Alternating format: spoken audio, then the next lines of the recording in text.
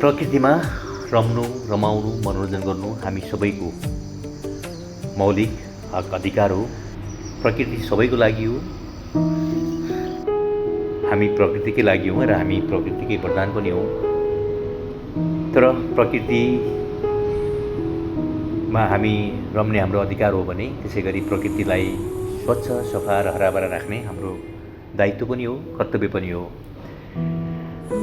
हामी जहाँ घुम्न गइरहेका हुन्छौँ त्यहाँ हामीले प्लास्टिकका बोतल र केही प्लास्टिककै प्याकिङ गरिएका खानेकुराहरू लिएर जान्छौँ र हामी खान्छौँ अनि त्यसपछि हामीलाई त्यहीँ जताभावी फोहोर फालेर हामी फर्किन्छौँ। यसले गर्दाखेरि हाम्रो सहर, हाम्रो नगर त फोहोर भएकै छ।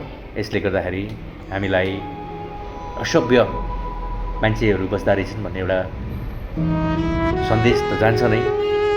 त्यो सँगसँगै हाम्रो पर्यावरण पनि बिग्रिँदै जान्छ।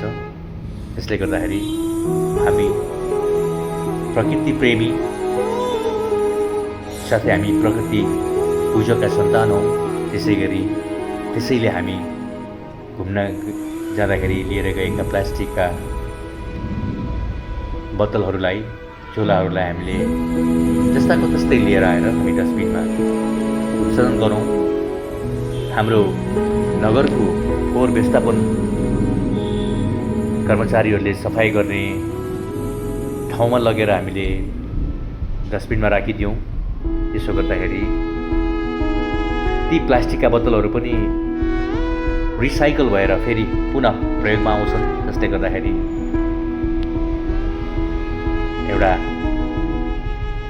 हामीले पुनः प्रयोगलाई पनि हामीले प्रोत्साहन गऱ्यौँ र अनि हाम्रो स्थलहरू पनि, पर्यटकीय स्थलहरू, हामीले मनोरञ्जन लिने ठाउँहरू पनि फोहोर हुनबाट चाहिँ जोगिन्छन्।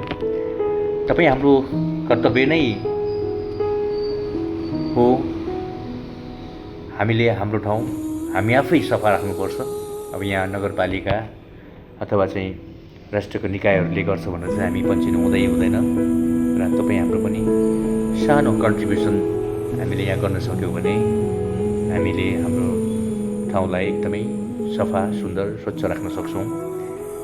म पनि साइक्लिङ अनि हाइकिङ जाँदाखेरि प्राय बाटोमा देखिने बोतलहरूलाई म सम्बन्धित डस्टबिन भएको ठाउँसम्म लगेर सके जति 1, 2, 3, 4, 5 कति सक्छु म चाहिँ त्यो डस्टबिनमा गएर हाल्ने गर्छु।